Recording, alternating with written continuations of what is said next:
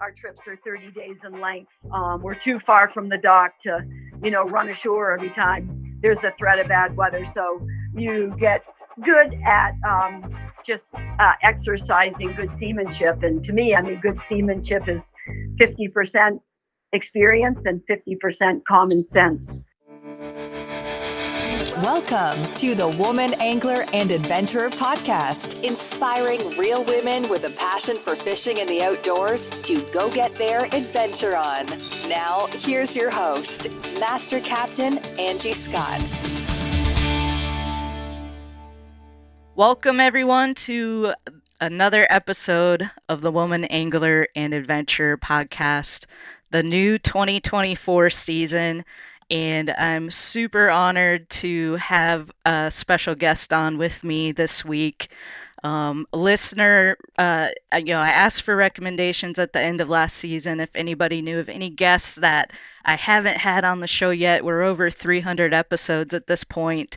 And Christina Donahue, listener of the show, heard that request and reached out to me and said, would you please have Linda Greenlaw on the show?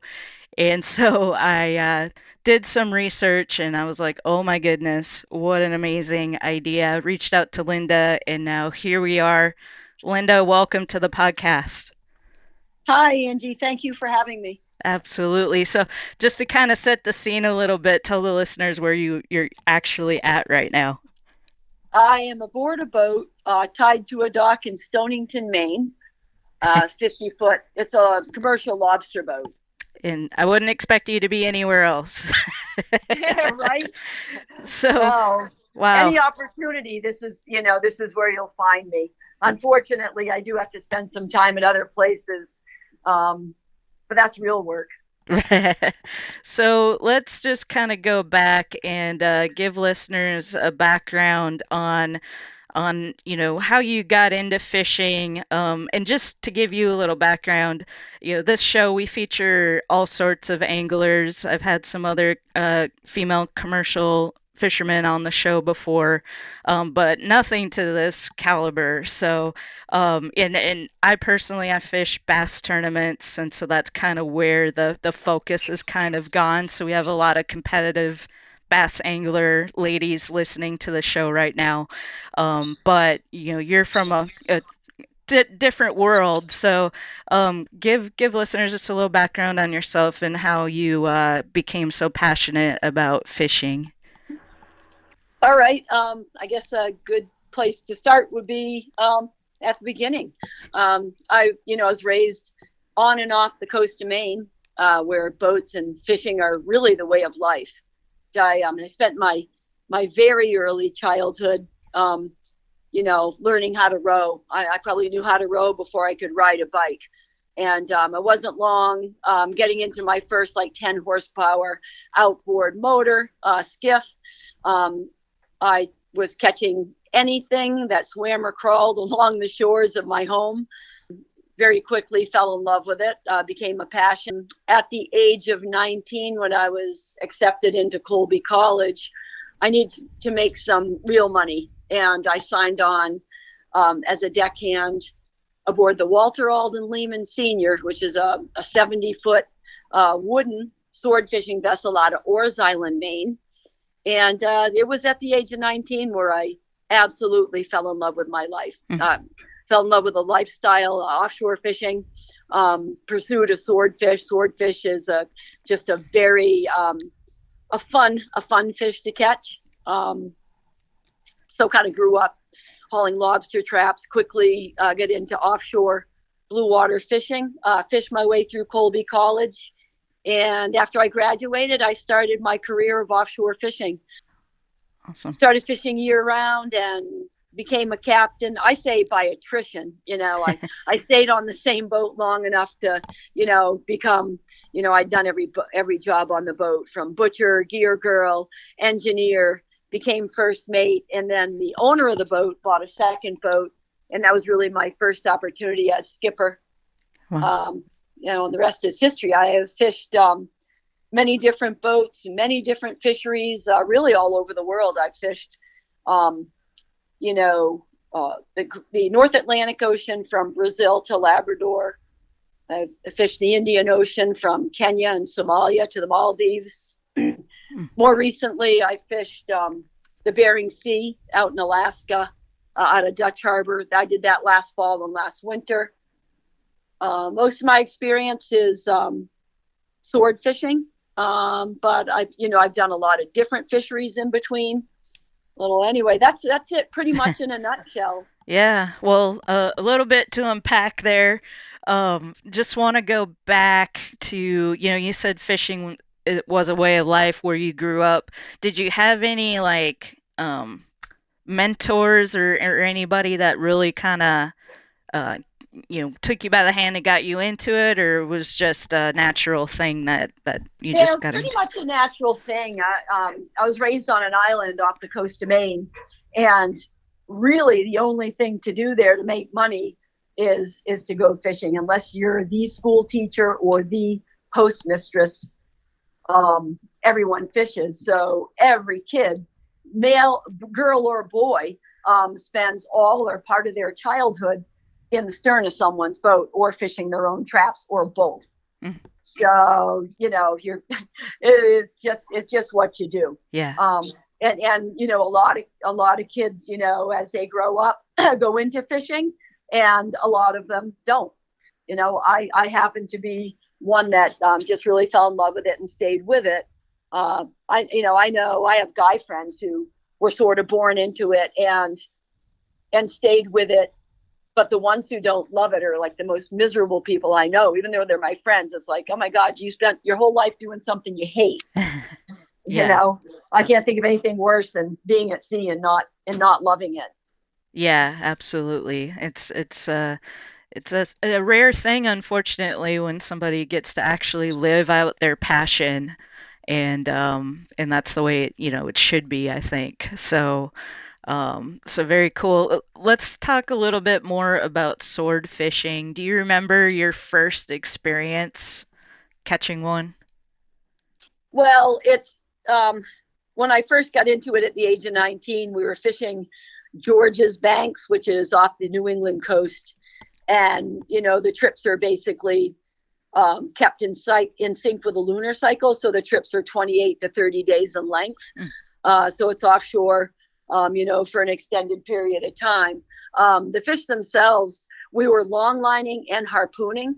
Back then, like 1979, let's say 1978, 1979, was just prior to the Hague line, which is a 200-mile limit between Canada and United States. So there was really fertile ground for harpooning back then. And that's really a fishery that you fall in love with. I mean, that's a sight fishery. It's very primitive. It's a handheld, hand-thrown harpoon, nothing mechanized about it at all. You see a fish, put the boat on it, guy in the end of the stand throws a harpoon and hopefully hits it. And then that's just part of it. Then you still have to, get the fish on the boat. We were also long lining, which is fishing with hooks. Long line, a typical set would be 40 miles. So it's very industrial. But it's still fun, when it comes down to a fish on a hook. Even though everything's hydraulic, when a fish is on, it's still one man and one fish, hauling hand over hand by, just, trying to get the fish to break the surface and get gaps in it and get it aboard the boat. So very much hunter gatherer in the swordfish fishery, I guess, like most fisheries. But anyway, it's fun. I mean, swordfisher, they're beautiful when they're alive. They come aboard kicking and screaming. And of course, swordfish are somewhat unique, with that big bill. It's like kind of like catching unicorns all day. It's a really fun fishery, and it's one that I've enjoyed, for many, many years. Yeah, well, it looks super, super exciting, and I mean, for a woman to be out there getting after it, captaining a boat, doing this day in, day out, is really inspiring for a lot of ladies. One of my favorite things about this podcast is talking to people like you, who've kind of paved the way and kind of showing girls, hey, you can do this, if you want to, and if you're passionate about it, and that's just really inspiring. So thank you for kind of paving the way for a lot of ladies. I can tell, you're competitive as well, and I just want to kind of ask your advice. There's a lot of, like I said, competitive bass anglers out there that I know that listen to this podcast, and one thing that we've been kind of talking about is that it's been since 2010 since there's been a lady in the Bassmaster Classic, which is kind of the Super Bowl for bass fishing. And there's some young girls coming up right now that are really trying to make a go of it. What advice might you have for them in that kind of regard? Well, I do some recreational fishing, some rod and reel stuff. There's nothing I love more than giant bluefin fishing, which is commercial, but it's rod and reel, so it's more of a sport techniques on a commercial fishery, which makes it extra fun. And it's work. At the end of the day, the reason I know that I've been successful fishing is I know how to work. And you can't catch them if they're not there. So, you do need to do your homework. There's a lot of science to it. Sword fishing in particular, any fish you're catching with a hook, there's a lot more science, a lot more finesse, a lot more experience goes into catching, as opposed to towing a net or hauling traps, which I do a lot of. I lobster fish in the summer and fall here. I'm in Maine. So, it's find something you love to do. And if it's fishing, if it's bass fishing, which I personally have never done, it's work, and where, a small degree of it is luck. Yeah, anybody can go out and drop a hook on a fish's head once, but to do it consistently, it's a lot more. It's a lot more than luck. So it sounds like what you're saying is, the biggest thing is just put in the work. Really doesn't matter at all if you're male or female. Oh yeah, I mean, male, female's got nothing to do with it. I mean, I've spent, many, many years saying that, people, they find it remarkable that a female has done what I do. And I'm like, this is remarkable that anyone does this. Absolutely. And, forget about the female part. What does that have to do with it? It's remarkable that anyone can do it or would do it or would love to do it. Awesome. Well, that's a good way to look at it, and so true. That kind of is a good segue into what I wanted to talk about next is, these waters that you fish, they're not always kind. And I imagine that you've had to, I'm growing up in it. I'm sure you were born with respect for the water and Mother Nature, but it's not inherently safe activity. Can you talk a little bit about the respect for the water and some of the dangers? And I'm sure you've got many, many stories over the years in that regard. Oh, yeah.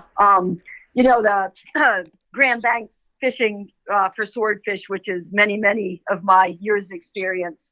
That season is May through October, which is also hurricane season, in the Northern Hemisphere. And so, yeah, I have a lot of experience in bad weather. As I said before, our trips are 30 days in length. We're too far from the dock to, run ashore every time there's a threat of bad weather. So you get good at just exercising good seamanship. And to me, good seamanship is 50% experience and 50% common sense. So, there are things that you do and things that you don't do. I've had my share of bad weather. People know me as that woman who survived the perfect storm. So I was portrayed in the movie and the book, which makes it kind of interesting meeting people for the first time. I get a lot of oh, we thought you'd be a lot bigger, after a long, but I've kind of become callous to that.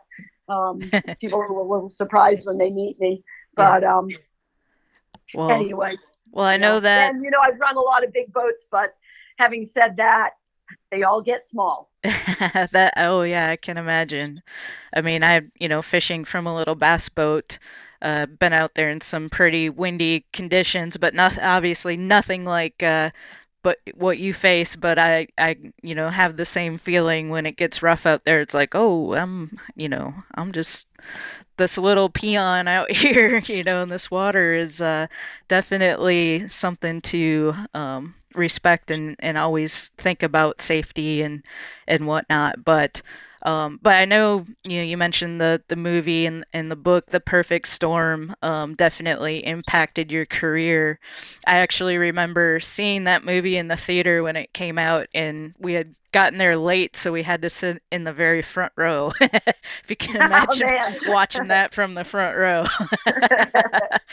But that's super cool. So that's kind of, like I've heard you say in videos and things I've watched, kind of changed the course of your career in a good way, I hope, and led you to also becoming a best-selling author yourself. Talk a little bit about that first book, and I know you had mentioned at some point it was one of the hardest things you've done writing that book. So talk a little bit about that. All right, sure, yeah. Well, the very generous portrayal of me in The Perfect Storm did bring a lot of opportunity my way, and as you mentioned, one of those opportunities was to write my own book. My first book is The Hungry Ocean. It took me a year to write it, and it's the hardest work I've ever done. And I mean, I thrive on hard work, but boy, writing is a totally different type of work. It's the same as in discipline and having to do it every day. But man, I like, give me a little storm any day. I'd much rather do that than the daunting task of sitting down and getting something from your head, your heart, and your gut onto paper in a way that might be appealing to anyone. And it's very humbling. Hey, here's a little slice of me. How do you like it? It makes the writing that much harder knowing that, people are going to read it. Yeah, I can imagine. So I recommend everybody out there go, if you haven't already read The Hungry Ocean, go check it out. How many books have you written now? Oh, 11. Okay. Yeah, I know. I mean, I thought I'd be like the one book wonder. The Hungry Ocean, did very well, and that led to another opportunity. I wrote a book called The Lobster Chronicles. That did well. And it kind of snowballed on me. But it's been great. It's been, although the work is hard and it's work that I don't enjoy, it has, opened the door to other opportunities. So, it's all good. Yeah, very cool. And then you've also been on a couple, I guess, reality TV series. I use reality with like air quotes. Right. Because we all know, that they're not always 100% accurate, but talk a little bit about that experience because that's like, totally different. Right. And the first one was I did 3 seasons of Swords, Life on the Line, which is a Discovery show. That was, oh God, it must have been, I don't know, 15 years ago. I don't know, a while ago. I did the only 3 seasons, and I was on 3 different boats, 1 different boat each season. And that was originally very much documentary style, the first season. It was originally shot as a documentary. After the filming of the first season, the footage was purchased by Discovery Channel, and then it was edited in more of a reality show type of way. And then the next 2 seasons were more reality show. And then more recently, last fall and winter, I was in Alaska filming The Deadliest Catch on a boat called Summer Bay, crab fishing and cod fishing. And that was even more like reality show. I guess 19 seasons in, and the fishery being not what it was when they started filming The Deadliest Catch. There's not as much quota, so they focus more on the human element than the fishing itself. Mm-hmm. Which, I mean, it's a very popular show, and I think that's what people enjoy. Is the characters, yeah, and the human drama, well, mixed with Mother Nature, of course, because that's kind of what makes the show is the elements, especially on the Bering Sea. Yeah. Thus the Deadliest Catch. And it's nice because between The Perfect Storm and The Deadliest Catch and some of these other books and shows that have come out, it really has opened the eyes of the public in general to commercial fishing, mm-hmm. which is great. I mean, it's something I've been doing all my life, and it's great that people are like intrigued with it. And through these shows and books, I've had people tell me, I've always wanted to go sword fishing, and I read, The Hungry Ocean. I really feel like I've been now. So those are like the best compliments I get. Yeah.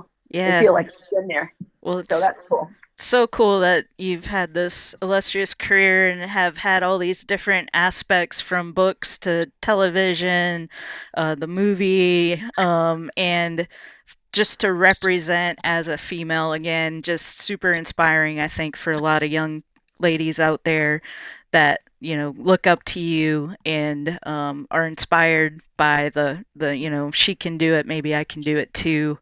And so thank you for believe me, if I can do it, anyone can. Just be stubborn and know you have to work hard. Right. Awesome. Really, that's it. Are you ready to take your bass fishing game to the next level? Look no further than iBass 360. Introducing the all-new digital iBass 360 magazine, the ultimate resource for fishing enthusiasts. Get exclusive access to in-depth articles, gear reviews, and expert advice from the pros. Plus, enjoy stunning photography and videos that will make you feel like you're right on the water.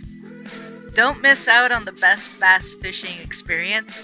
Go to ibass360.com and subscribe to the magazine today to start reeling in the big ones. iBass 360, where every cast counts. Live the passion.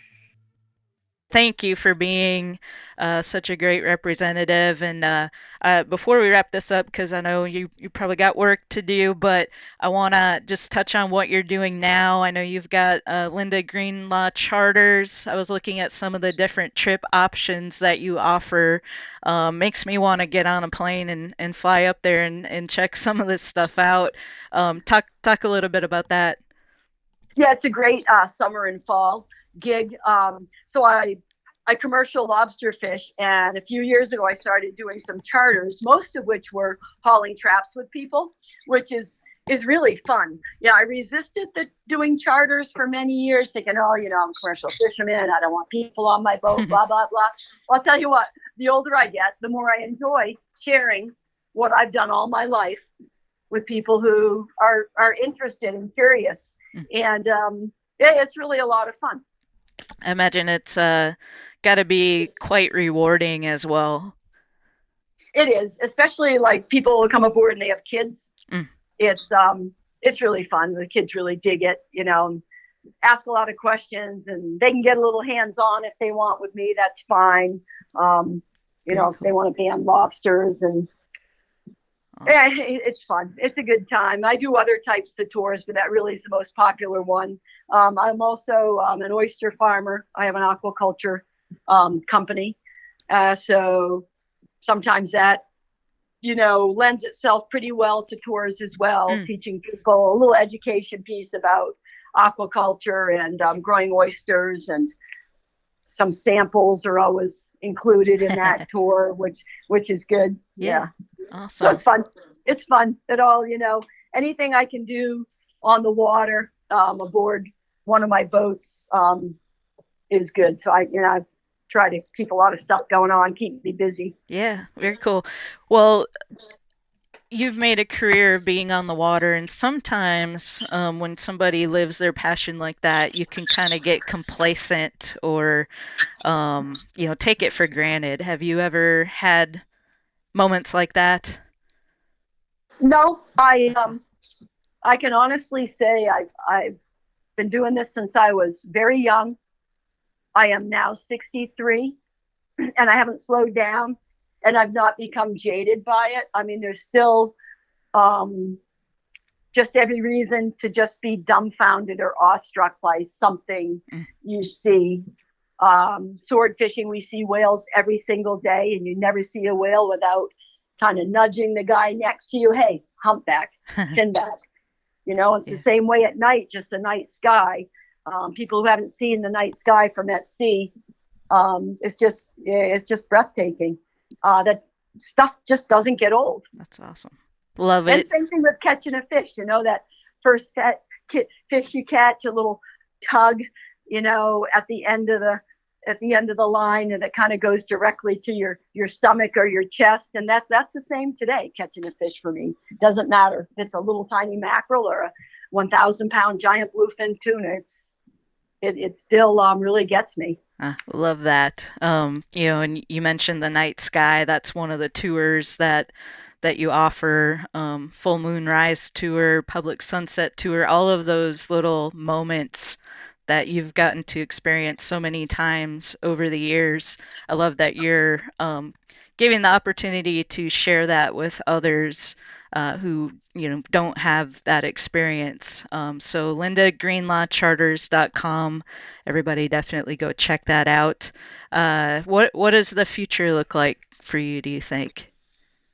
Well, the immediate future is I got to get off this boat and drive home. Um, I'm working on a couple of boats ashore.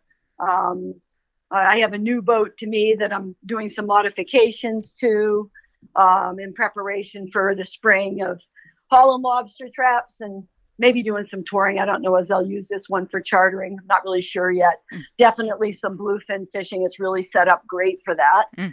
Um, Maybe fish a couple of tournaments. I haven't done that in several years, so I'm kind of looking forward to that.